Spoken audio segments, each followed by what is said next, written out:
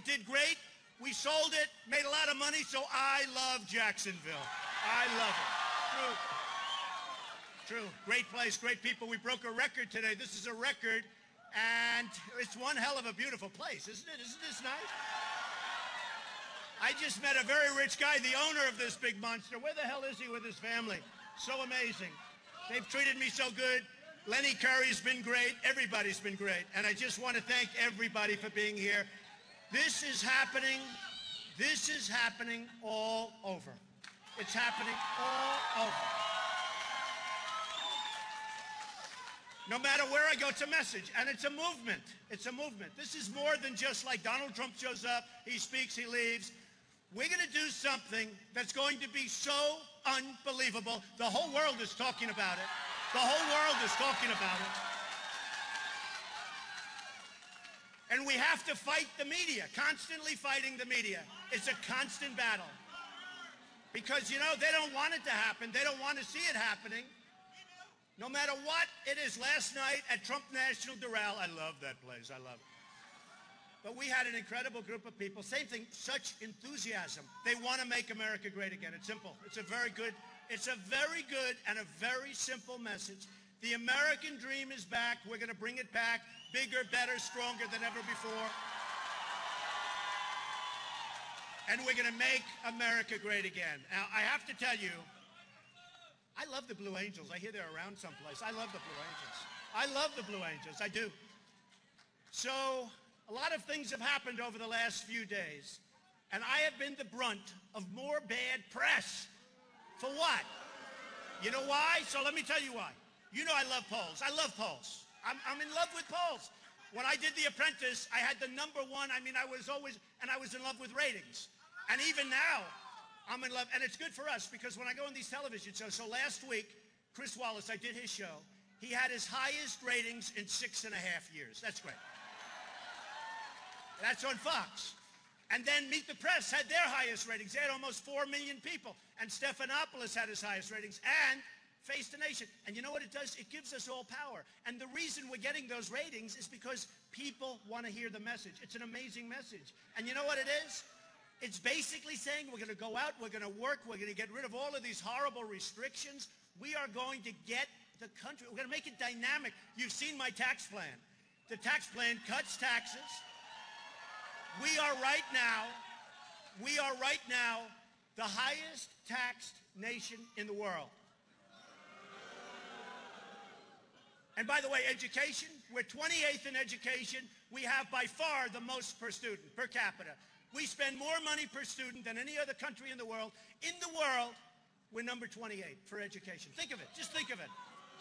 We have third world nations that do better than us on education because Jeb Bush and other people, they want to see education coming out of Washington, D.C. instead of locally. They like Common Core, and we can't have Common Core. We can't have Common Core. But I put in a tax plan, and it's been really well received by a lot of people. And it brings corporate rates down to 15%. It's a big simplification. Some of my friends that own hedge funds are not exactly in love with me because I take away the carried interest, which is a little complicated, but it means not good for them. Who cares? They make it a lot of money. And remember, I'm self-funding my campaign. Very important. Very important. So when they come to me and they say, Donald, what are you doing? I say, I don't care. I got to do the right thing. The only people I'm going to be working for is right out here, all over the country. All over the country. And a big thing happened because a lot of PACs, you know what PACs are? It's a crooked business, a bad business. But they have now super PACs. These are supers, super dupers. They call them super duper PACs. And they put up millions and millions of dollars in these PACs. And those PACs control the candidates, okay? They totally control. Carson is controlled by his PAC. Bush is controlled by his PAC. Rubio is controlled by his PAC, and he needs a lot of water on top of everything else. Did you ever see a guy sweat like Rubio? I'd never seen anything like that. But they're controlled by their PACs. And what happened is many PACs were set up. Trump. One of them had the Art of the Deal pack, another pack. I turn on television, I see these guys, and you know what? They look okay. Who knows? But they say, oh, we love Trump, and we wanted this, and they want to raise money. I don't know what happens to that money once it's raised. I know too much about business to think positively. So I can just see one of these guys that doesn't have 10 cents, and all of a sudden he raises $2 million under a super PAC. Hey, I'd love it if it was spent to me, but I still don't want it. But I can imagine where the money goes. But worse are the super PACs that are set up for candidates where they go out and run campaigns like, if you look honestly, Carson in Iowa, being run by a super PACs. Bush all over. Bush now has got to cut back. Because think of this. Here's a guy wants to run our country, and he can't even run his own campaign. No, think of it. And you know what? He's cutting back big. He's cutting back 40%. And everybody's agreed to take a 40% cut. All of his people. I mean, I have like a few people. What do you need these people for? In fact, I'm very proud of something.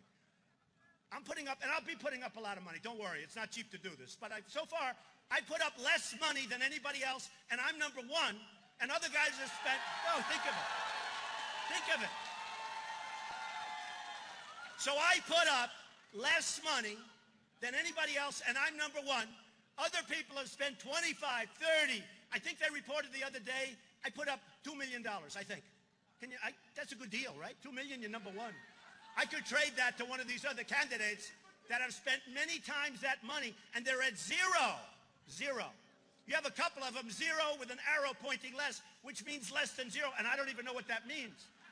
But if you think about it, because that's what we have to do for our country. I'm not doing that in a braggadocious way. I don't care. I'll put up as much money as I need. I'm not going anywhere. That I can tell you. That I can tell you. I'm going to stay. I'm meeting the most incredible people. People like you. I mean, I'm meeting the most incredible people.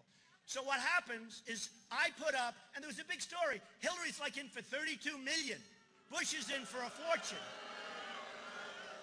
Rubio's running out of money. He's got no money. He's running out. He spent much more than me. He's running out of money and not doing well. All of these people are spending money. And what I'm saying is that wouldn't it be nice if we had a country that would spend the least and be number one? Think of it. Wouldn't that be nice?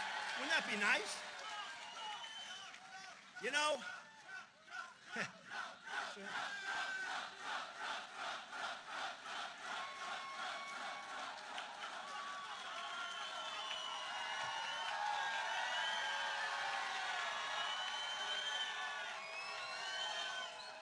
you know, it's very funny. I told my campaign people, I have very good people, nice people, great people. But I said, you know, I don't like to talk about how little I put up because it sounds bad. They said, no, actually, it sounds good. It sounds good. But the truth is, and I have to say another thing. When you lease a plane, you have to pay it back. So a lot of the money that I spent, I lease it, I have to pay it back because the campaign has to lease. You have rules and regulations. So we go to the FTC and we say, what do you do here? Well, you have to take market value, blah, blah, blah. You know, it's all a process. And you pay it back. So a lot of the money that I'm putting up, I'm paying and then I'm paying myself back. Can you believe it? I might be into this sucker for nothing. They've never had anybody that owned a Boeing 757 before. It's a little bit of an unusual thing. They've never had it. And by the way, Boeing now is building in China a massive plant. Well, think of it. They're building a massive plant because China just put in a big order of planes, and they said, you're going to build a massive plant, and we're, by the way, going to take all of your technology. That didn't bother me because they take it anyway. You know, they take it anyway, whether you give it to them or not. But China is demanding that Boeing and everybody else build massive plants. So there's no free trade, folks. There's no free trade. There's free trade for us. I call it stupid trade. And I'm a free trader. The problem with free trade is that you need really smart people representing you because we are getting ripped off like you wouldn't believe. We're being ripped off like you wouldn't believe. So I'm going to finish a couple of things. Then we're going to talk about trade. We're going to talk about illegal immigration. We're going to talk about Obamacare. Think about Obamacare. Your premiums are up 45, 55%. Your deductibles, you have to die before you get any money, and then you're not going to get it. You can't get it. I know a friend, he said, I had 4 major operations. He still doesn't qualify. You can't get it. It's a disaster. The $5 billion website, think of it. Nobody talks about it anymore. You know, the problem is everybody forgets quickly. You know, the public, and for some reason, they talk about an attention span of a couple of weeks. I'm not going to let people forget. I'm not going to let people forget. Think about it. And the reason, in all fairness to everybody, the reason you forget is because we have so many other problems. We never win. We just don't win. We never win anymore. We're going to have so many victories. If I win, we're going to have so many victories. We're going to win. We're going to win. We're going to win against China. We're going to win against Japan. We're going to win against Mexico. And by the way, I love the Mexican people, but their leaders are ripping off our country. They are ripping off our country. We're going to win against Brazil and Vietnam. We're going to win. I can take anybody in this massive audience, and I can say, where do you originally come from? Your parents, your grandparents. And they'll give me a name. And I'll say, that country's ripping us off. Everybody is ripping us off. Every country is ripping us off. Every single country. So we're not going to let it happen anymore. We don't win on trade. We can't even beat ISIS. Think of it. We can't beat ISIS. So we are going to strengthen our military. General Ordiano. Nobody's going to mess with us. Nobody. Nobody's going to mess with us. I'm going to talk about my favorite subject because I love them, polls. I love them. I'm going to talk about it for a second. But one of the things in one of the polls, CNN poll, and I have to be telling the truth because I have CNN. Look at that camera on me, right? And you know what? You know what? They never cover the audience. Nobody has any idea. I got home and I said this the other night, and I could say spin and show the audience, and the camera stays right on my face. And I say spin, show the people. But I get home the other night, we had a fantastic crowd in New Hampshire. We had another fantastic crowd, an unbelievable crowd in Virginia. We're all over. We always have crowds. They're overflow crowds like this. And the camera never moves. You know, I really think I'm a handsome guy, but I really want to see the crowd, right? The camera never moves. And I say fan, you know the word fan? And I watch them. And the cameras, these guys are like steel because they're told don't move. So I get home the other night, my wife said, how was the crowd? Your speech looked good. I said, what do you mean the crowd? You didn't see it? No, they didn't show the crowd. I heard people, but they never showed the crowd. They just show your face and that's it. They never move. They do that on purpose. They do that on purpose. They're really, let me tell you, they're really dishonest people. Where's that Wall Street Journal? Hope, where's the Wall Street Journal? Where is the Wall Street Journal? Where? That's called having good people. See, we need good people. So look at the size of this paper. Look how small it is. Remember when it was big and beautiful and rich? You know, they bought the Wall Street Journal for $5 billion a few years ago. Now it's worth $500 million. And then they do an editorial criticizing my tax plan. Think of it. But here's the beauty, because we're going to go over it in a second. So I say, oh, gee, I mean, honestly, Bush is failing. He's a very nice person. Highly low on energy. He really is. He's low. He's low. He's low on energy. But he's a nice person. By the way, Carson is super low. I don't understand the whole deal. I don't know what's going on. Carson is lower energy than Bush. I don't understand what's going on because we're going to talk about the fact that for the first time in 100 days, I had a poll that said, I'm in second place in Iowa. Oh, don't worry. Don't worry. Only in Iowa. The rest we're killing. And we'll talk about it. So what happens, actually, we'll talk about that for a second. Then I'll show you what they write, just to show you how dishonest these people are. So the polls come out, and I have great news, little bad news. I mean, you know, I'm entitled to a little bad news, right? My company's unbelievable. We're doing well. We're going to put that same brain power. You know, when I said I was going to run, everyone said, oh, probably not, because he won't want to file because maybe he's not as rich as people think. So when I filed, I was much richer, much richer. So I built a great company. Very low debt, tremendous cash flow, some of the greatest assets in the world, and I'm not bragging. I'm only saying it because that's the kind of thinking we need to run our country. The kind of thinking we need. Oh, do we need that thinking? These people. These people.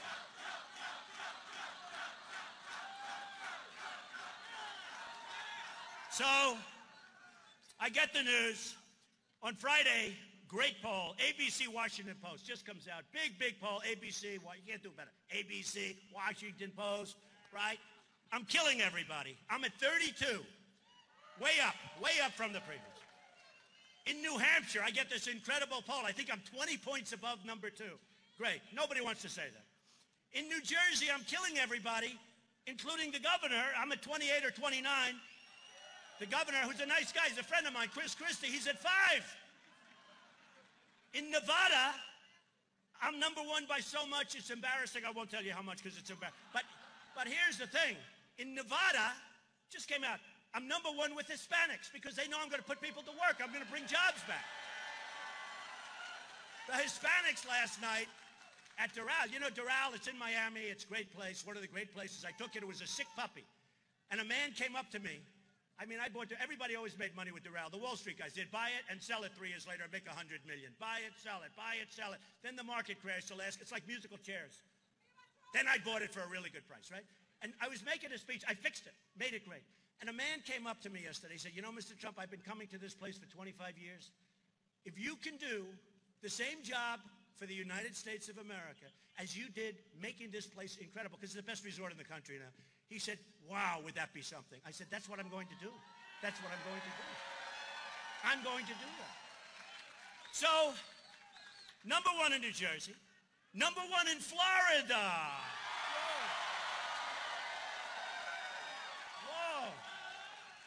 Trump is number 1. Rubio way behind. I mean, you talk about a guy who's sweating. Now he's really sweating. He's a very ambitious guy. He was very disloyal. I have to tell you about Rubio. He was very disloyal to Bush because everybody admits that Bush was his mentor, right? And everybody said he'll never run. Even I thought he'll never run because Bush was his mentor. And maybe it's Bush's time. So until we got to really know Bush and watched him perform, we all sort of liked him. I liked him too. What's not to like? Okay? Putin is saying, oh, I love Bush. Putin will love Bush.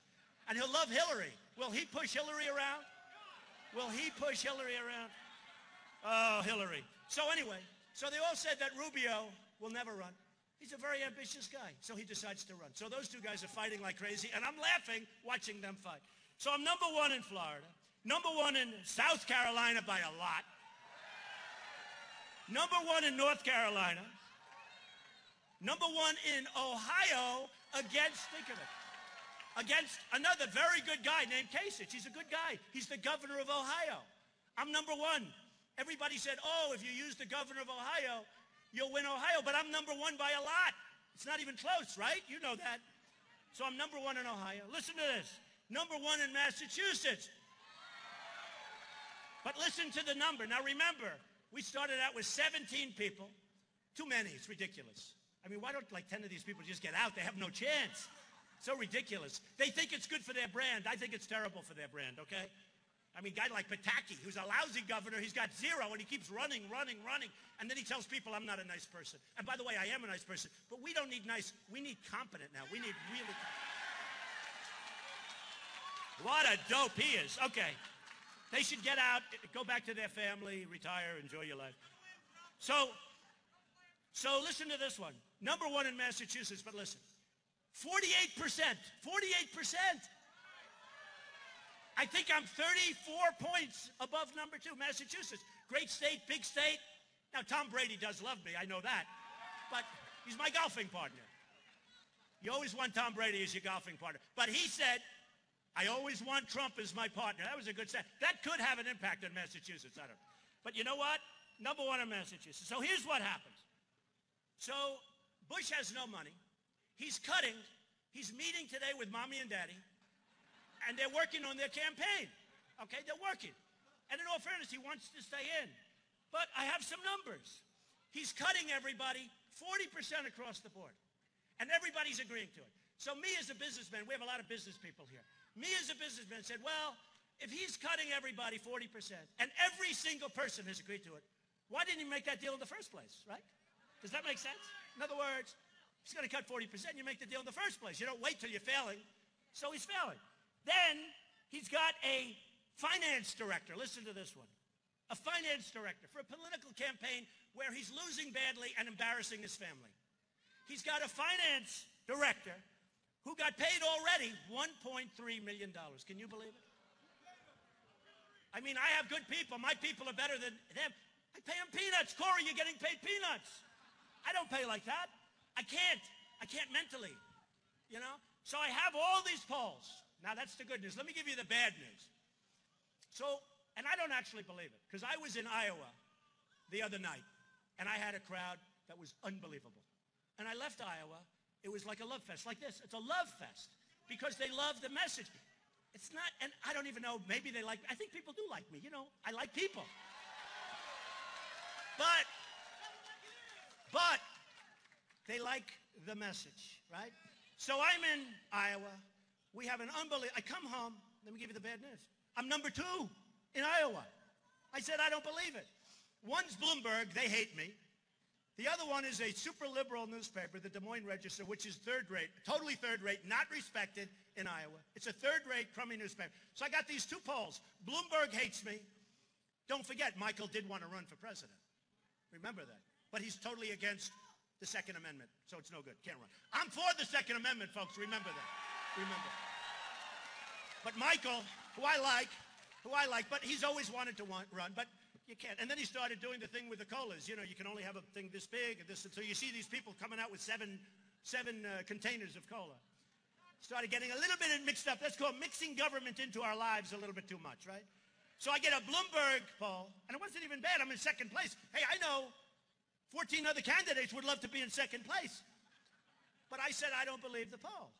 But nevertheless, it came out. Now, nobody covered that I have 48 in Massachusetts. Nobody covered that the biggest poll of all, the Washington Post, ABC, and I wouldn't say they're in love with me, that I'm at 32 and killing everybody. And don't forget, when you say 32, when you have 15 people and you have 32, who gets 32?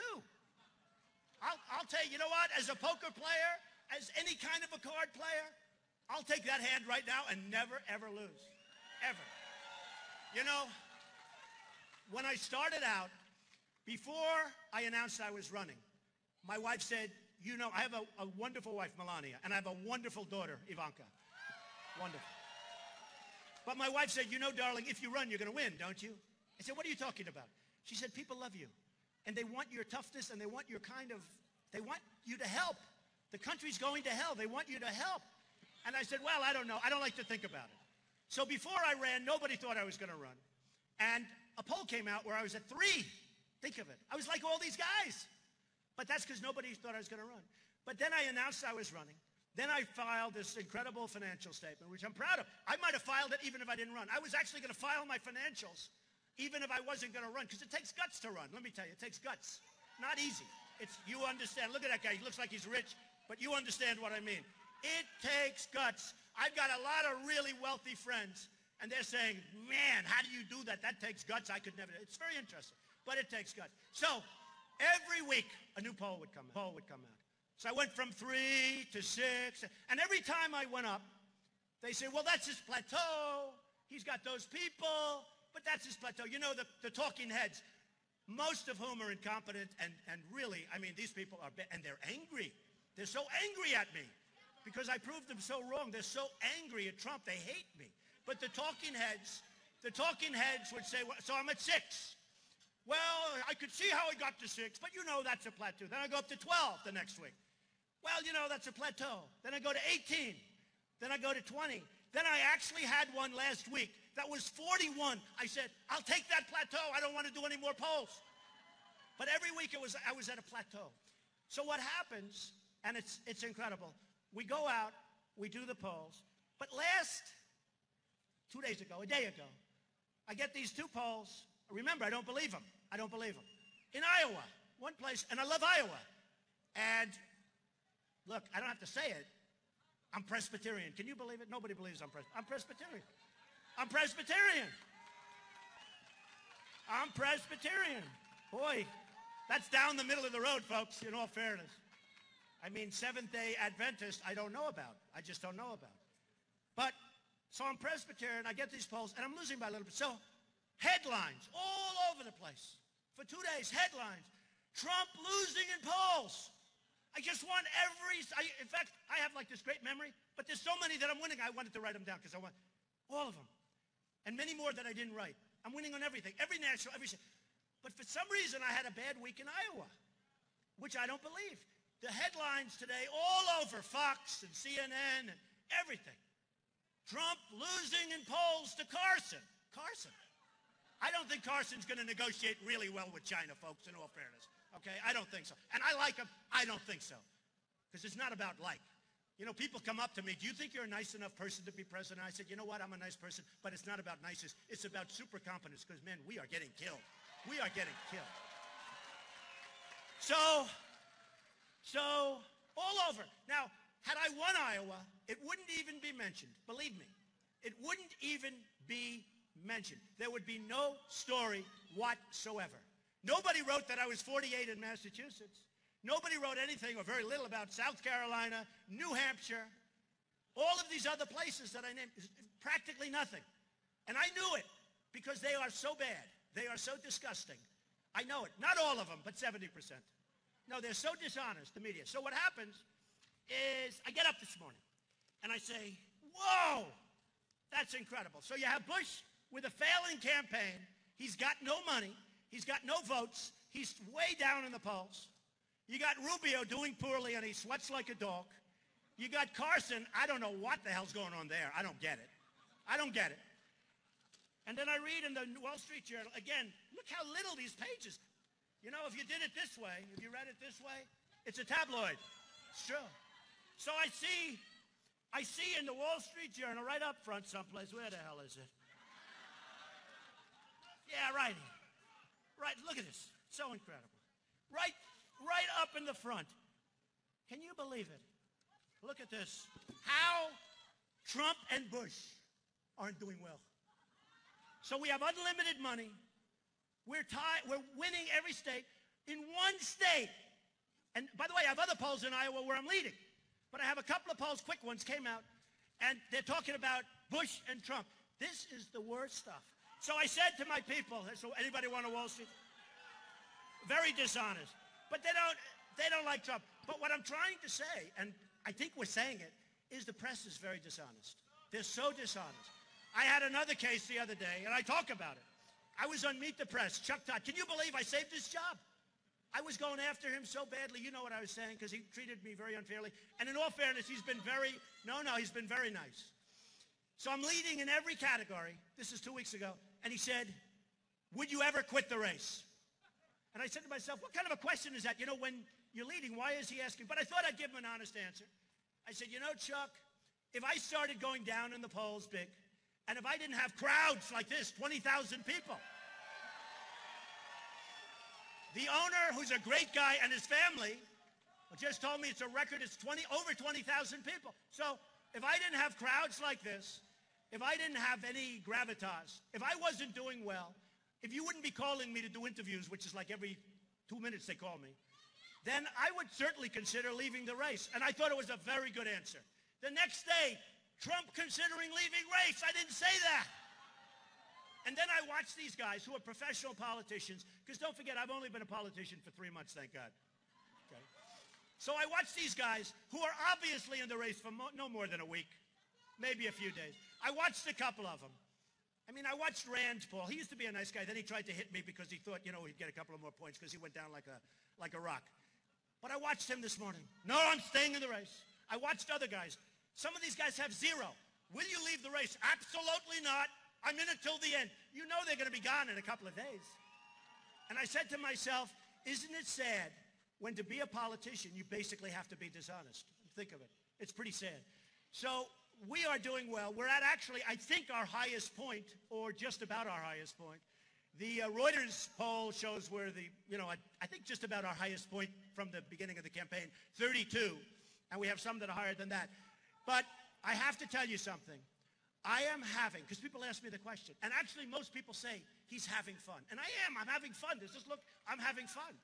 I'm having fun. A very rich friend of mine said, how do you speak like that without teleprompters? Don't forget, I don't have teleprompters.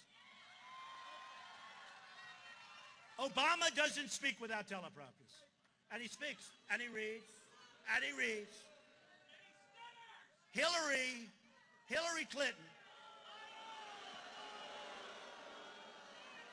No, Hillary Clinton the other day She was outside, and the sun was hitting her.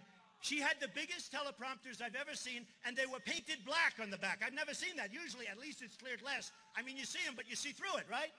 These teleprompters were black. They were massive here and here. I'm trying to say people can't even see the candidate.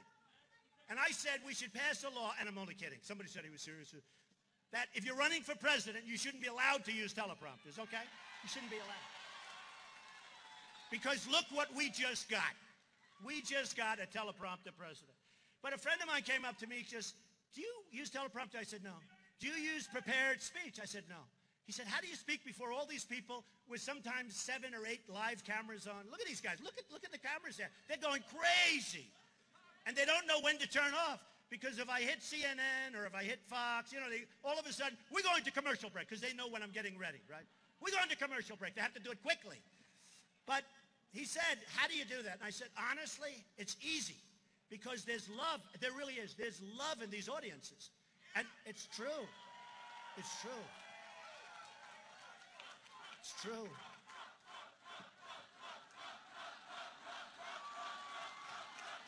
It's true. I told, and this is a very, very successful guy, worth billions of dollars, actually. And he said, I don't know how you do it. I said, no, it's really easy. Because there's love in these audiences. And not just here. Here is great. No matter where we go. Last night at the Row, it's Miami. We had probably an audience of 80% Hispanic. They were just like you. They were going wild. They were loving it. They were loving it. And I didn't want to mention the wall because I want to be, you know, I'm like an, I figured, no. I figured maybe.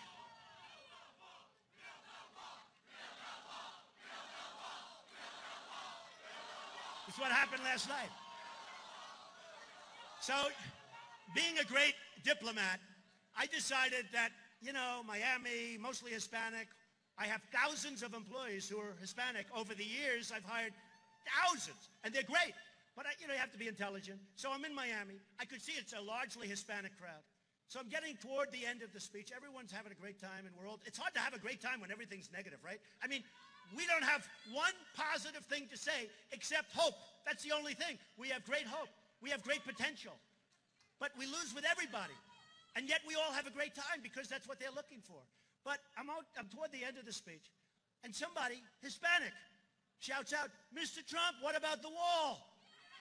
And the audience went crazy. They want the wall. They're all Hispanic. It's amazing. They want the wall. Wasn't reported, but that's okay. But the person, and I said last night, some of you might have seen it. It was live on a lot of the televisions. I said last night, do you want me to talk about the wall? I'm a little bit, tentative. Do you want me to talk? They're all screaming, yes, we want the wall. Because people, including the Hispanics, that are here legally, they don't want people coming into our country illegally. It's as simple as that. And then I have, the criticism I get. I mean, think of it. The criticism I get is so incredible from people that 10 years ago all wanted a wall. I'm getting articles because I love to do this. We get ready for the opponents. I'm starting to think about it. And if you look back 10 years and 12 years ago, many of the biggest people against the wall, it's not humane. The wall's not humane. It's okay for people to come in our country illegally. It's okay for Kate to be brutally killed in San Francisco by somebody that comes in. Think of that. Somebody that comes in 5 or 6 or 9 times, they don't even know, and shoots her in the back, this incredible woman. They think it's okay for a veteran, 2 weeks ago in California, 66-year-old veteran, female, to get raped, sodomized, and killed by an illegal immigrant. They think that's okay. They think it's okay. And let me tell you something. Walls work. They work. My wall works. My wall works. That's a Trump wall. That's a good wall. That's a wall as high as that building right there. That's a wall that works. And, then they say, oh, it'll be too expensive. So the Great Wall of China, right? Pretty big. We learned about that. It's 13,000 miles long. Think of it. 13,000. That's called a serious wall, right? It was built 2,000 years ago. It's 13,000 miles long. Our southern border is 1,900 miles long, of which half of it you don't have to build because you have natural barriers. You have barriers that are natural. like ridges and things that frankly are as good as the wall or better. So we really need 1,000. We need 1,000 miles. So easy. Who's in the construction business here? Precast. Think of it. I do garages. I do a lot. The thing I do best is build. Hey, wouldn't it be great to have a guy who really knows how to build when we have to rebuild the infrastructure of our country? Unbelievable. So I see in one of the magazines, you know, we have little sections where there's walls. They'll have a wall that's like a half a mile long. Mostly they just go over it this high, 8, 9 feet. Did you see the picture where they built a ramp? Where they have a ramp going over the wall and they have trucks going back and forth over the wall carrying drugs? This is our walls. We're run by stupid people, folks. So just for because this is a good construction area, and precast plank, you know what that is? It goes forever. Where you do parking garages, where you do highway where it spans, you do those planks, you set them into foundations. That sucker could be 40 feet, 50. Nobody's going over it with a truck, and if they get up there, it's a long way down. There's nobody going through that wall. And we can do it very reasonably. And besides that, Mexico is going to pay for it. Mexico's going to pay. 100%. 100%. You know, I had a couple of these guys I'm running against. They know nothing about negotiation. Nothing. Zero. And they said, Mexico won't pay for the wall. I said, why do you say that? Because they won't. Well, I make deals all the time. I was telling them last night, I had a deal at Doral to buy it for $170 million. It was worth $400 or $500 a few years back. Then the market crashed. I made a good deal. I bought it for $170. Then I said to my daughter, Ivanka, watch. I'll get some money off the price. Now, I had a signed contract for $170. I go in, I see these beautiful-looking people. The Wharton School of Finance, Harvard Business School, Yale, Stanford, like 6 of them. They were like from a movie. Better looking than Tom Cruise. I mean, you know. No, they were like from a movie. Suspenders. Always had the jacket off. You know, the suspenders. This is central casting. I said, watch this, honey. I'll pick up some money, okay? So I go in. I say, fellas, I signed a contract at $170. The place is a shit house. You didn't tell me. You didn't tell me it was this bad. You didn't tell me it was this bad. You guys have defrauded me. And I'm not going to close. You got to have the contract signed to do this because there are about 30 people that wanted to buy it. You know, it's this massive acreage in the middle of Miami. It's not like, you know, it's really good stuff. So you got to have the kind. And I'm not saying this to be a wise guy either. Everything I say is because this is the kind of thinking our country needs. We need this sick thinking. Do you understand that? But I did it because I wanted to show off to Ivanka. And she was adorable. She said, what do you mean, Dad? We have a contract at $170. I said, just watch. So I said, you guys told me this and you told me that. You've defrauded me. I'm not closing the deal. Yes, you are. I'm not closing the deal. I'll offer you 100. They say, no way, we want 170. I said, that's okay, fellas. Bye-bye. And I picked up, walked out of the room. They called me back. See, that would have happened on the Iran deal if Kerry had the goddamn brains to walk out. Would have happened. It would have happened. So this guy comes in, handsome guy, comes in, Mr. Trump, could we see you for a minute? I'm at the elevator. What? We'd like to talk. He comes in.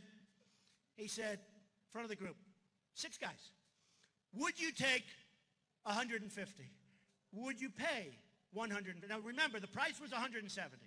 Goes, would you pay 150 million? I just saved $20 million. Took me about 6 minutes. And I looked at Ivanka. I said, baby, we just paid for the furniture, right? Right? When you think of it, because you know, there was a line item, furniture, 20 million. I just now, and it's become a great deal. I didn't spend a lot of money and fixed it and made it great, and it's the #1 resort. I think it's the #1 resort now in the country. The Blue Monster. The Tour just renewed their tournament for 10 years, which they never do. They never do. And it's been a great deal. And I make good deals.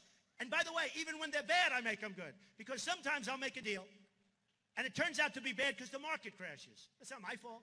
I'll be building a $1 billion building. Everything's going great. The market crashes. I make a deal. Sometimes I make those deals better than the good ones. Because that's when you find out if people are good. When you can take something that should be good, turns out to be bad, and make it good. Do you know what I'm talking about? That's when you find out. That's when you find out if you're good.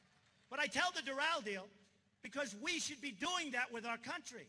China is making, we have an imbalance, a trade imbalance with China of almost $400 billion a year. Think of it. And then I see Obama last week, the heads of China. Think of it. Well, you can't say that right now.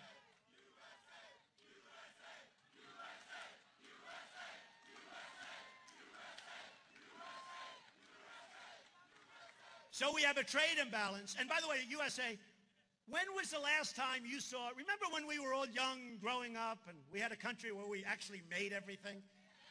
Do you remember when it used to say made in the USA? When was the last time you saw a sign made in the USA? You don't see it anymore. If I win, I'm going to make it almost mandatory, meaning please do it. Made in the USA. It's true. And I'm just thinking to myself, because you know the great thing about having a great memory and being able to speak without, you can adjust your speech. Because I'm just thinking to myself, if you remember, especially the ones with a couple of years, like the guy with the white hair back there that's so enthusiastic, I love that guy. See this group over here? I see you. But those guys, they can tell you, when we had a sign that said made in Japan, and there were some of them, not many, that was a cheap goods, right? That was bad. No, it was considered inferior product. Now it's the reverse. But we don't even see signs made in the USA. I tell the story all the time about my friend. You know, Japan is doing a very big number on us. They've devalued. They have Abe. We have nobody represent us. We have Carolyn Kennedy. You've heard that story. Carolyn Kennedy. Give me a break. Give me a break. Japan is doing great. Japan is devaluing the hell out of their currency. Did you see the report that just came out on Caterpillar Tractor? Well, I've been talking about this for 1 year, and I've been telling this story for 1 year. And I said, I think Caterpillar's in trouble. They came out with horrible numbers yesterday because I'm a natural business person. I know. What happens is a friend of mine's an excavator, and he was very depressed. And he was depressed. I said, what's wrong with you, Harold? And he said, I just bought Komatsu tractors from Japan, which are okay, but they're not as good as Cats, but they're fine. I said, why? You've always bought. He said, Donald, all my life, I bought Caterpillar Tractor. And I'm so, you know, the excavator, the big excavator. He's a big guy. But they gave me Komatsu and the country together, gave me a deal that I couldn't turn down. And I feel bad about it. But I owe it to my family, to my wife, to my company, to my employees to make the best deal. I said, I agree. But they did it through devaluation. Our new trade pact doesn't even talk about devaluation. And that's the #1 tool of how we're being taken advantage of in our country, is currency devaluation and manipulation. In China, in Japan, in Mexico, every country that's killing us, and we don't even talk about it in that horrendous trade pact that they're just signing now. We don't even talk about it. Somebody said, do you like it? I said, it's horrendous. Why can't they just put it off till I become elected? Believe me, it will not be that deal. Believe me. So it won't be that. So Caterpillar came out with very bad numbers yesterday. I don't care about Caterpillar, but, you know, I like to see American companies do well. They came out with very bad numbers, and it was very interesting. And I've been calling it. You've heard me talking about this. How long have I been talking about Komatsu? People are buying Komatsu crap instead of Caterpillar, all because of currency manipulation. Everything, all because of, oops, we have a person. You okay? Yeah, help them out. Do you have a doctor? You okay? Good. You just take your time. Take your time. Just fainted. Tell her I love her the best. I love the women that faint when I speak. Those are the ones that love me. That's fine. We want to make sure they're fine.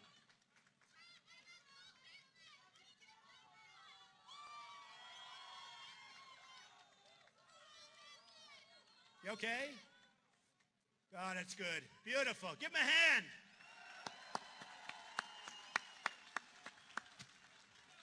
Beautiful. That's great. Strong people. That's the kind of a guy I love. Thank you. Make sure he's perfect. I'd bring him up on stage, but he might not right now feel like it, right? All right. So I've been talking about this for a long time. With China, you've seen what happened recently. Carl Icahn, a great businessman. Great. Tough, smart, great. He calls me. I want to help. I want to help. I have everybody calling me. I have the best in the world. We have the best in the world. We don't use them. We use political hacks. We use people that give campaign contributions. We use people that are involved with these horrible PACs. You know, yesterday, I don't know if you saw, but I wrote a letter. I disavow from all. I don't want any money from PACs. I don't want any money. These guys are setting up PACs. But I also said that every candidate should disavow. Every candidate should disavow. And we're going to do that. And it's going to be a major point. As I said, it's going to be a major point. So we're going to make our country rich again. A person said to me the other day when they heard me say that, "Oh, I don't know if that's very nice, using the word rich." You know, we have no choice. We owe $19 trillion. We're losing on every single deal we make. We've got Sergeant Bergdahl. This guy is a traitor. No, think of it. You see, even though it's a different thing, it's military. You know, in the old days when we were strong, you know what happens to Bergdahl? Bing, boom, he's gone. He's not even going to get jailed. Do you believe it? He was a traitor. Think of it. He was a traitor. Traitor. 6 young, incredible, beautiful people died looking for him. And they just announced he's not even going to get jail time. He has psychological problems. He's got psychological problems. Look at ISIS. ISIS cuts off heads. They cut off heads. They drown people. They shoot anybody they want. What they do to women is beyond belief. What they do to everybody is beyond belief. And I watched a general on television a very short while ago, a month ago, and he was talking on television. And I said it last night at Doral.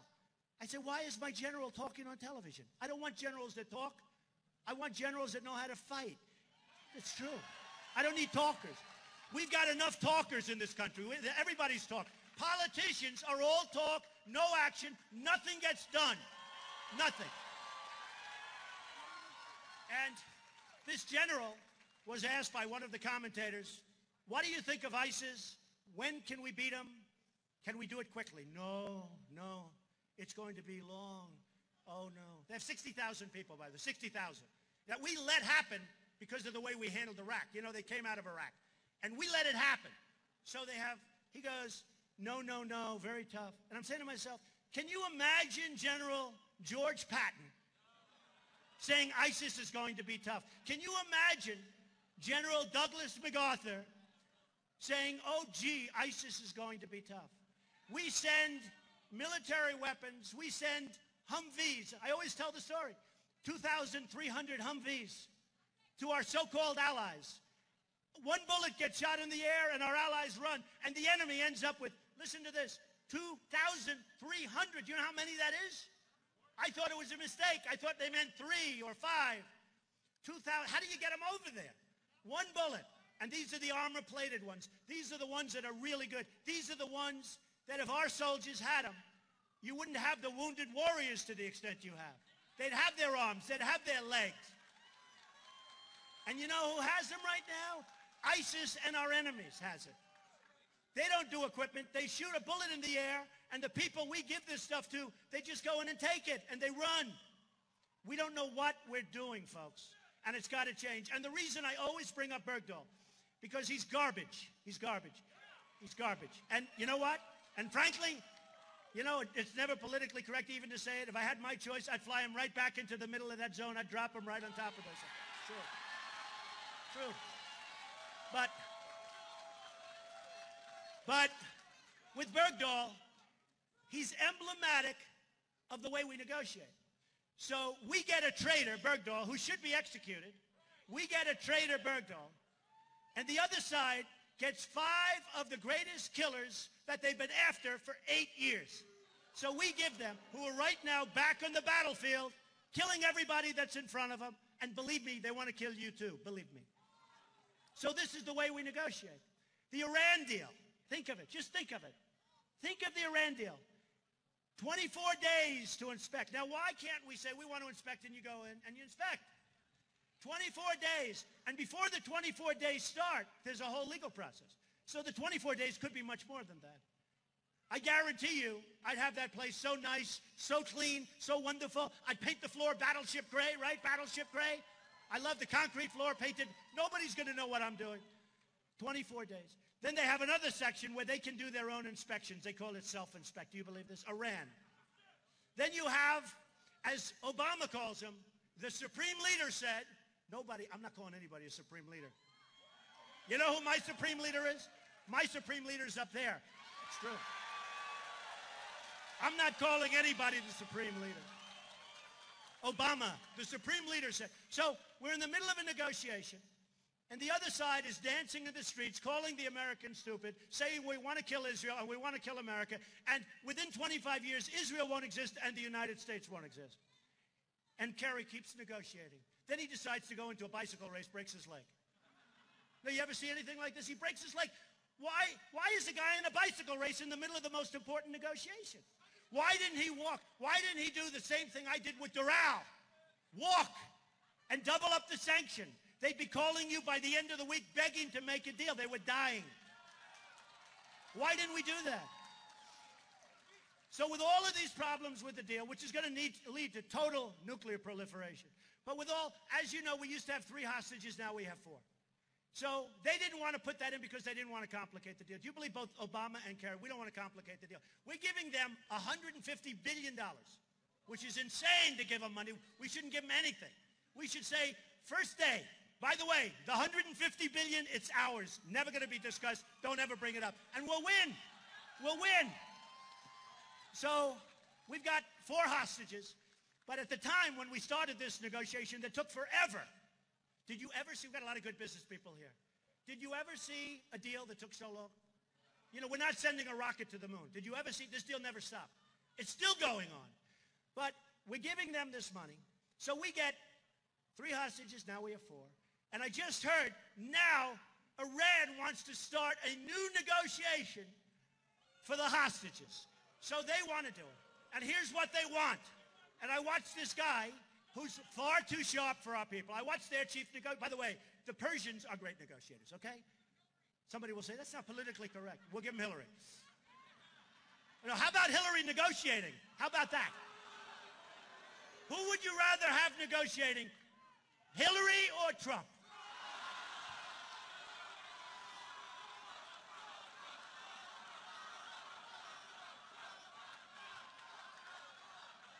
Oh, poor Hillary, poor Hillary. That's what we need. We need Hillary. Ay, ay, ay. You want to have a mess of a country?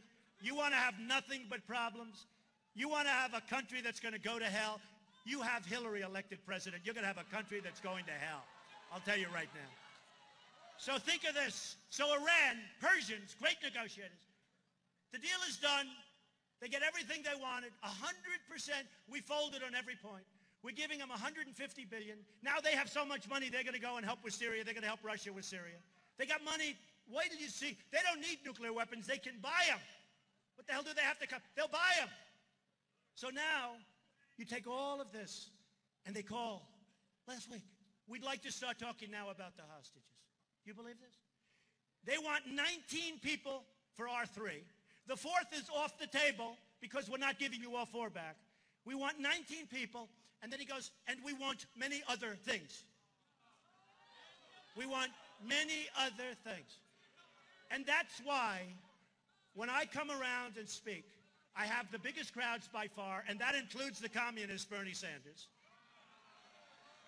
I'll be honest with you. I'll be honest with you. I'll really be honest. I shouldn't say this. Say it. Do you believe this? By the way, I love this day. This is the biggest thing that it's almost like I'm falling in bed. It's like the biggest thing. I'm 6'3", and I'm like, it's so comfortable. Would you rather run against Sanders or they call her secretary? Great secretary. Secretary Clinton. She was a great secretary. The world fell apart under her watch. Secretary. Now, every politician would say, it doesn't matter, whoever it is. Honestly, I'd rather run against Hillary. I'd really rather run against Hillary. I actually think, look, I shouldn't say this either, but I will. Do you mind? She's going crazy. Say it. So, he's given away too much. He may be hard to beat. He's given away everything. Free education. He's given away everything. By the way, if you're an illegal immigrant under the communists, if you're an illegal immigrant, you get treated better than our veterans. You get treated better. He wants to give free education. He wants to give free medicine. He wants to give everything free. There's only one problem. You're going to pay for it. It's called taxes. It's called taxes. But honestly, I told somebody last night, I did some of the shows, and I'm on Jake Tapper on CNN on Sunday at 9 o'clock, and I told him, I'd rather run against Hillary because her record is so bad that I don't know anything about this guy. This guy's a maniac. All he wants to do is, yeah, we'll give this, we'll give that. I mean, it's incredible. But I would rather run against Hillary. And the Benghazi thing was terrible, and she came out fine. But remember this, hundreds and hundreds of phone calls made by the ambassador for help. She didn't respond. She was unresponsive. You know why? She was sleeping or something, or she was talking to her friends on her private email. But hundreds and hundreds of calls came out for help. And this guy died so bad. What they did to him was incredible. What they did to those 4 people was incredible. And with hundreds, I think they said 500 or 600 requests for help. Not one of them was even answered.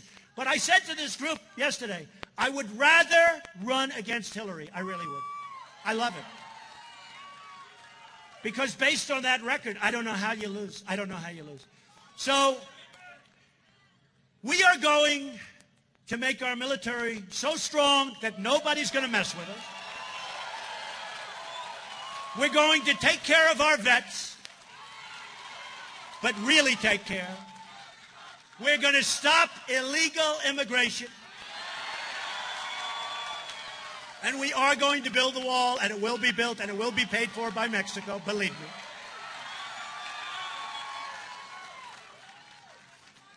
We're going to repeal and replace Obamacare.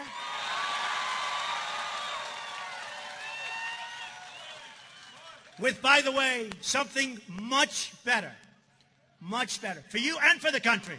Because if people realize Obamacare actually kicks in big league on 16. Now, he'll be out playing golf, and we're going to have a problem like you've never seen before. And you know the problem most of you have already with your premiums.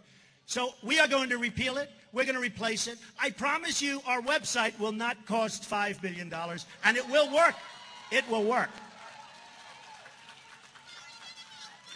We're going to renegotiate all of these. Think about Doral. Think about Doral. That's the reason I told you that story. I don't care about that story. I don't care about that story. We're going to, at a minimum, renegotiate with Iran that horrible deal. I mean, we probably can't get our $150. We gave them $150 billion. How do I get it back? How do I get it back? But I'll tell you what. I'm not a big sleeper. I toss and turn thinking, and I think, and I think, and I think, and I think. Maybe I'm going to find a way.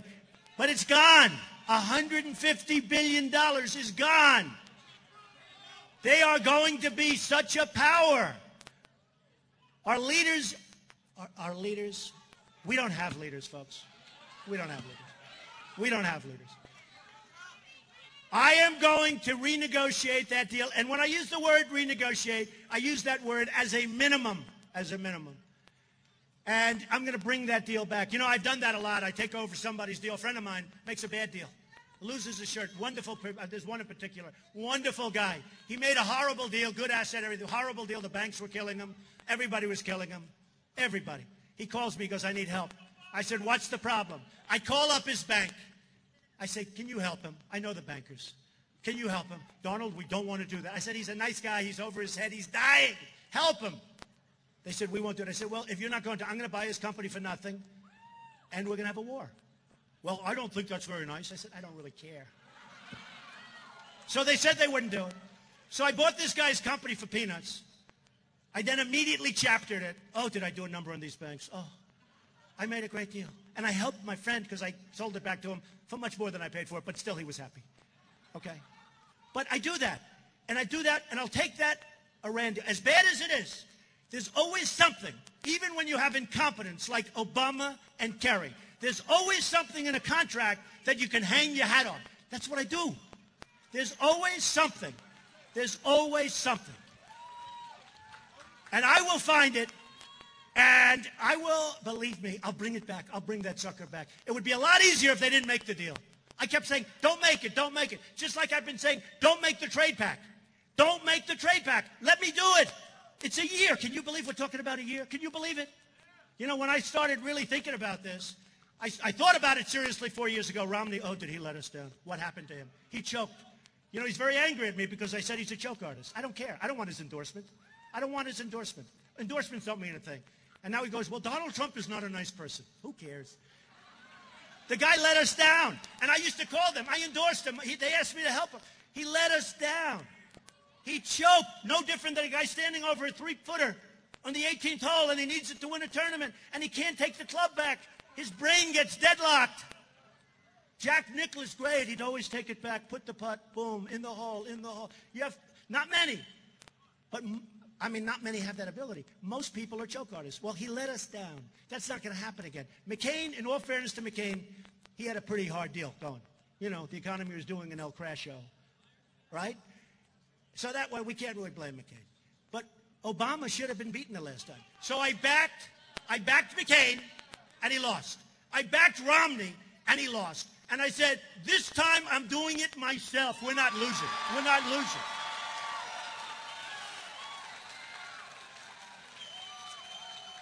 So we're going to renegotiate, and we're going to do things with the Iran deal. Thank you.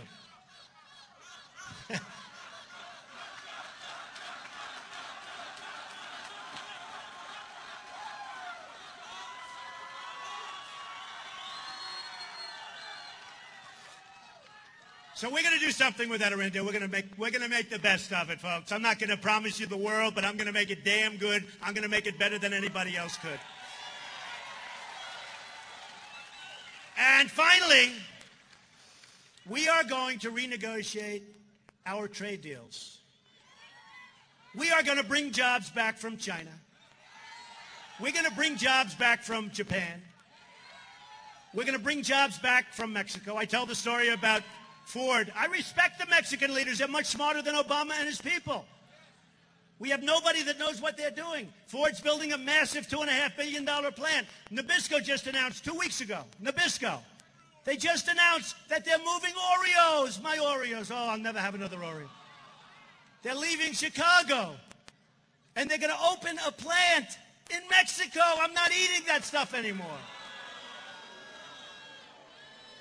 And I'm not blaming Mexico, because if they can get them, but why? How does it help for Ford? How does it help our country for Ford to build a massive plant to make cars and send them across the border, no taxes, no nothing? And I guarantee you, stuff like that will not be happening with me. I guarantee.